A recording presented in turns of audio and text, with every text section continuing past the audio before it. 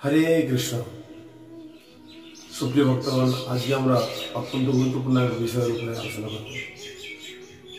যেহেতু সকালে আপনারা জানেন এখন বৈশাখ মাস আরম্ভ হয়ে গেছে, কেশবব্রত।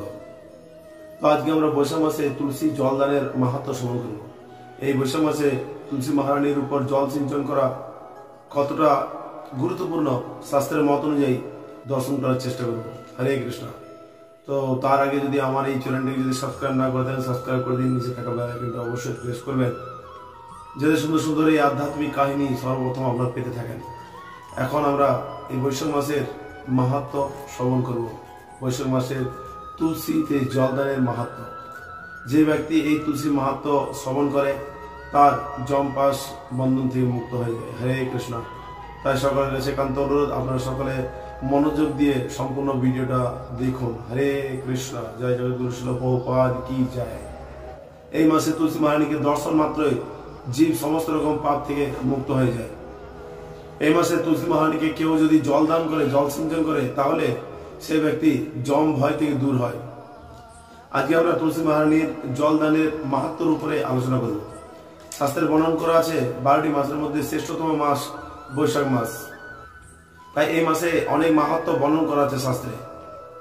এই বৈশাখ মাসে আমরা কেশব ব্রত পালন করতে পারি, তুলসী মহারানীর জলদান সেবা আরম্ভ করতে পারি, ভগবানের সেবা সংকল্প গ্রহণ করতে পারি। এই মাসে ভোরবেলায় প্রাতঃকাল স্নানের অত্যন্ত মহত্বপূর্ণ বিধি রয়েছে। এই মাসে যারা মাছ, মাংস, রসুন, পেঁয়াজ আদি সেবন করে তাদের সংকল্প মাস। তারা এই মাসে সংকল্প গ্রহণ করে মাছ, মাংস, রসুন, পেঁয়াজ আদি এই অখাদ্য দ্রব্য ত্যাগ করতে পারে। বিপরীতে কৃষ্ণপ্রসাদ গ্রহণ করার সংকল্প গ্রহণ করতে পারে।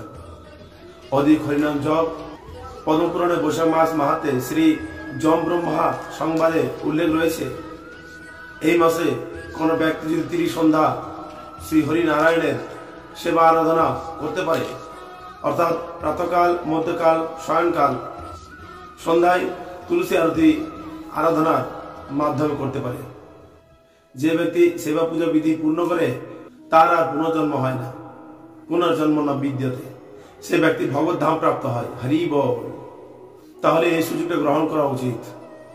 আমরা সকলে এই মাসে সংকল্প গ্রহণ করতে পারি, যারা কৃষ্ণপ্রসাদ পায় না তারা যেন কৃষ্ণপ্রসাদ পাওয়ার সংকল্প গ্রহণ করে এবং ভগবানের সেবা পূজা আরাধনা, তুলসী জলদান এই বিশেষ মাহাত্ম্য রয়েছে এই মাসে। বৈশাখ মাসে তুলসী জলদান শাস্ত্রে অনেক ব্যাখ্যা রয়েছে। যেমন এই মাসে প্রতিদিন আপনি তুলসীতে জলদান করতে পারেন। কি রবিবার, কি সোমবার, কি মঙ্গলবার, কি অমাবস্যা, কি পূর্ণিমা, প্রত্যেক দিন আপনি তুলসী মহারানীর উপরে জলদান করতে পারেন। এই মাসে তুলসী জলদানের অত্যন্ত মহৎ মাহাত্ম্য প্রদান করেছেন শাস্ত্রে। অনেকে বলে থাকেন অমাবস্যার দিনে তুলসীতে জলদান করা উচিত নয়, একাদশীর দিন তুলসীতে জলদান করা উচিত নয়। এগুলো সব মন গড়া ভ্রান্ত ধারণা। পদ্মপুরাণে উল্লেখ রয়েছে, যে ব্যক্তি প্রতিদিন তুলসীতে জলদান করে তিনি মৃত্যু শেষে ভগবত ধাম প্রাপ্ত হন, তুলসীর অশেষ কৃপা পেয়ে কৃষ্ণ ভক্তি প্রাপ্তি করতে পারেন। হরে কৃষ্ণ। হরি বল। তাই একাদশী কি বা অমাবস্যা কি, আপনি প্রতিদিন তুলসী মহারানীর উপর জলদান করতে পারেন। বিশেষ করে এই মাসে সকাল থেকে সন্ধ্যা পর্যন্ত আপনি তুলসী মহারানীর উপর জল দান করতে পারেন, জল সিঞ্চন করতে পারেন। একটা ঘটের মাধ্যমে ঘট স্থাপন করে জলধারা প্রদান করতে পারেন এই মাসে। যে ব্যক্তি এই বৈশাখ মাসে তুলসী মহারানীর উপর জলধারা প্রদান করেন তিনি মৃত্যু শেষে যম ভয় থেকে মুক্তি পান। আমরা যখন তুলসীর আরতি করি তখন আমরা এক শ্লোক উচ্চারণ করি, নমো নমো তুলসী কৃষ্ণ প্রেয়সী, নমো নমো। সেখানে ব্যাখ্যা করা আছে তুলসী কৃষ্ণ প্রেয়সী। তুলসী হলেন ভগবান শ্রীকৃষ্ণের প্রেয়সী, অর্থাৎ ভগবানের প্রিয়জন। প্রণামন্ত্র থেকে আমরা জানতে পারি যে ভগবান শ্রীকৃষ্ণের অত্যন্ত প্রিয়জন তুলসী মহারানী।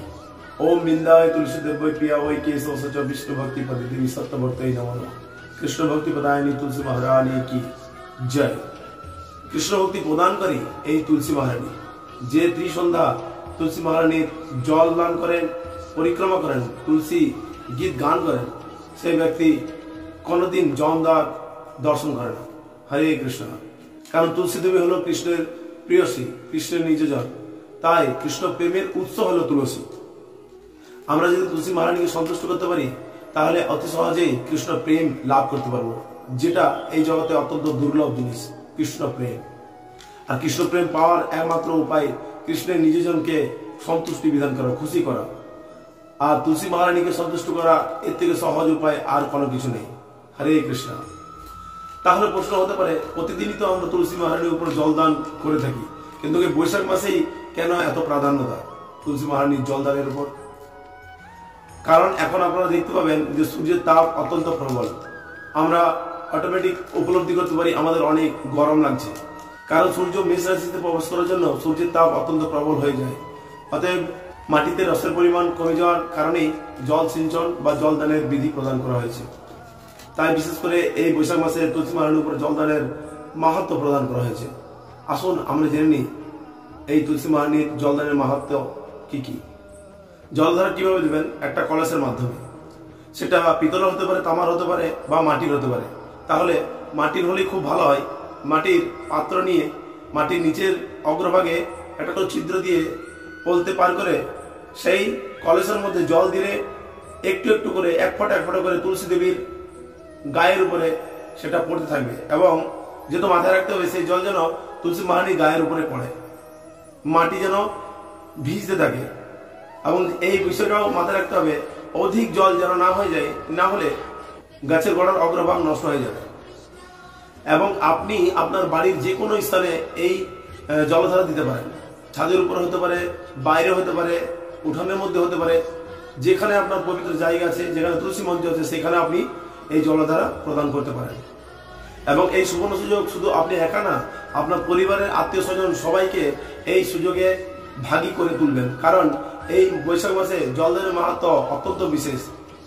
আপনি যেভাবে জলদানের মাধ্যমে পুণ্য অর্জন করবেন, স্বীকৃতি অর্জন করবেন, তদ্রূপ আপনার পরিবারজনদেরকেও এই ভাগ্যের বর্ধিতা করে তুলবেন। হরে কৃষ্ণ। তাহলে যখন আপনি তুলসী মহারানীর উপরে জল সিঞ্চন করবেন বা জলদান করবেন, তখন এই মন্ত্রটা উচ্চারণ করবেন, ওম গোবিন্দ বল্লভম দেবীং ভক্তি চৈতন্য কারিণী সনাপয়ামি জগদ্ধাত্রী কৃষ্ণ ভক্তি প্রদায়িনী। এইভাবে এই মন্ত্র 3 বার পাঠ করে জল দান করতে পারেন। হরে কৃষ্ণ। শাস্ত্রে উল্লেখ আছে, তুলসী মহারানীকে জল দান করার সময় স্বচক্ষে যে দর্শন করে সে ব্যক্তি সমস্ত পাপ থেকে মুক্ত হয় এবং অবশেষে কৃষ্ণ ভক্তি লাভ করে। আর এক বিশেষ মাহাত্ম্য রয়েছে, এই মাসে কেউ যদি তুলসী মহারানী রোপণ করে, তিনি অনায়াসে কৃষ্ণ প্রেম লাভ করে। যে বাড়িতে প্রত্যেকদিন ভগবানের সেবা নিয়ত হয়, প্রতিদিন তুলসী দেবীর সেবা হয়, তদ্রূপ সেই বাড়িতে আয় বৃদ্ধি, ধন সম্পত্তি অচিরেই বাড়তে থাকে। আপনার বাড়িতে যে সেবিত তুলসী রয়েছে, সেই সেবিত তুলসী যদি বৃদ্ধি হয়, দিনে দিনে আস্তে আস্তে বাড়ে, তাহলে বুঝতে হবে আপনার বাড়িতে ভগবানের সেবা সঠিকভাবে হচ্ছে। আর এটা এক প্রকার প্রমাণ। আপনার বাড়িতে তুলসী সেবা হচ্ছে কিন্তু তুলসী শুকিয়েছে, তুলসী ঝরে যাচ্ছে, তাহলে বুঝতে হবে বাড়িতে ভগবানের সেবা সঠিকভাবে হচ্ছে না। হয়তো বাড়িতে সঠিকভাবে জপ হচ্ছে না, বাড়িতে ভগবানের সেবা সঠিকভাবে হচ্ছে না, বাড়িতে সঠিকভাবে হরিনাম হচ্ছে না। তাই এই লক্ষণগুলো থেকে আপনি সেবার মাত্রা বুঝতে পারবেন। এই মাসে বিশেষ মাহাত্ম্য রয়েছে। শাস্ত্রে উল্লেখ রয়েছে, এই বৈশাখ মাসে যদি কোনো ব্যক্তি ভগবান শ্রী হরি নারায়ণের চরণে তুলসী অর্পণ করে, তিনি অচিরে কৃষ্ণ প্রেম লাভ করে। অনেকজন প্রশ্ন করে থাকেন, প্রভু কয় জোড়া তুলসী অর্পণ করতে পারি ভগবানের চরণে? আপনি 1 জোড়া করতে পারেন, 2 জোড়া করতে পারেন, 4 জোড়া করতে পারেন, 8 জোড়া করতে পারেন, 16 জোড়া করতে পারেন, এবং আপনি লক্ষ লক্ষ তুলসী অর্পণ করতে পারেন। ভগবানকে যত বেশি তুলসী অর্পণ করবেন, ভগবান তত প্রীত হবেন, ভগবান তত খুশি হবেন এবং কৃষ্ণ প্রেম লাভ হবে। যদি আপনার বাড়িতে অনেক বেশি তুলসী রয়েছে, তাহলে আপনি তুলসীর মালা বানিয়ে করে ভগবানকে অর্পণ করতে পারেন, তাতে ভগবান অত্যন্ত বেশি খুশি হবে। তাই এই মাসে যত বেশি তুলসী অর্পণ করতে পারবেন, ভগবান ততই সন্তুষ্ট হবে। হরে কৃষ্ণ। আসুন শাস্ত্র মত অনুযায়ী বা শাস্ত্রের কিছু প্রমাণ রয়েছে। হ্যাঁ, শাস্ত্রের কিছু প্রমাণ রয়েছে, যে প্রসঙ্গ পদ্মপুরাণের সৃষ্টিখণ্ডে উল্লেখ করা রয়েছে, দেবাদিদেব মহাদেব আর কার্তিকের সংবাদে। আসুন আমরা তা শ্রবণ করি। মহাদেব ভোলানাথ তার পুত্র কার্তিককে বললেন, সমস্ত পত্র ও পুষ্পের মধ্যে তুলসী হচ্ছে শ্রেষ্ঠ। তুলসী সর্বকামপ্রদা, মঙ্গলময়ী, শুদ্ধা, মুখ্য, বৈষ্ণবী, বিষ্ণুপ্রিয়া এবং সর্বলোক পরম শুভা। মহাদেব তার পুত্রকে এই সংবাদ জানালেন। পদ্মপুরাণের আরেক অংশে তা বর্ণনা রয়েছে। পদ্মপুরাণের সৃষ্টিখণ্ডে 60, 118, 117তে তা বর্ণন করা আছে। হে কার্তিকে, যে ব্যক্তি ভক্তি সহকারে প্রতিদিন তুলসী মঞ্জুরি দিয়ে শ্রী হরির আরাধনা করেন, এমনকি আমিও পূর্ণ বর্ণনা করতে অক্ষম। যেখানে শ্রী তুলসীর বন রয়েছে, গোবিন্দ সেখানে বাস করেন। আর গোবিন্দ সেবার উদ্দেশ্যে লক্ষ্মী, ব্রহ্মা, প্রকৃত সমস্ত দেবতা সেখানে বাস করেন। মূলত শ্রীকৃষ্ণই এই জগতের আবদ্ধ জীবকে তার সেবা করার সুযোগ প্রদান করার জন্য শ্রী তুলসী রূপে আবির্ভূত হয়েছে এবং তুলসী বৃক্ষকে সর্বপক্ষ প্রিয় রূপে গ্রহণ করেছেন। তাই শাস্ত্র থেকে আমরা দেখতে পেলাম তুলসী হলো সর্বশ্রেষ্ঠ। তুলসী দেবী যে ব্যক্তি সেবা করেন তিনি অচিরে কৃষ্ণ প্রেম লাভ করেন। বৈশাখ মাসের এই বিশেষ মাহাত্ম্য আপনি সকলকে শেয়ার করুন। যারা যারা আমার এই ভিডিও দেখছেন তাদেরকে অনুরোধ, আপনারা যদি আমার এই চ্যানেলটি সাবস্ক্রাইব না করে থাকেন সাবস্ক্রাইব করে দিন। কারণ আমার এই চ্যানেলে আধ্যাত্মিক পৌরাণিক গল্প প্রদান করে থাকি। আপনারা আমার এই চ্যানেলটিকে ভিজিট করে সমস্ত গল্প শ্রবণ করুন। হরে কৃষ্ণ। তাই শাস্ত্রে বর্ণিত আছে, যেখানে তুলসী আছে সেখানে ভগবান শ্রী হরি বাস। অতএব আপনার বাড়িতে যদি তুলসী মহারানীকে আপনি সেবা করেন, তাহলে অচিরেই যেখানে তুলসী থাকবে সেখানে ভগবানের বাস থাকবে, এবং যেখানে ভগবান আছে সেখানে আর কি কথা। তাই আপনার বাড়িকে মন্দির করে তুলুন। আপনার বাড়ি যেন আপনার নিজের বাড়ি নয়, সেটা ভগবানের শ্রী মন্দির রূপে প্রকটিত হয়ে যায়। তাই এই বৈশাখ মাসের এই সুযোগ গ্রহণ করুন। এই বৈশাখ মাস অত্যন্ত পবিত্র মাস। এই বৈশাখ মাসে আপনারা প্রত্যেক দিন এই 14 এপ্রিল থেকে আগামী 15 তারিখ পর্যন্ত এই জলের ধারা আপনারা প্রদান করতে পারেন। এই সুযোগ হাতছাড়া করবেন না। অবশ্যই আজ থেকে আপনারা জলের ধারা দিতে শুরু করুন। হরে কৃষ্ণ। জয় জগৎগুরু শিল প্রভুপাদ, জয় পদ্মপুর মহারাজ কি জয়।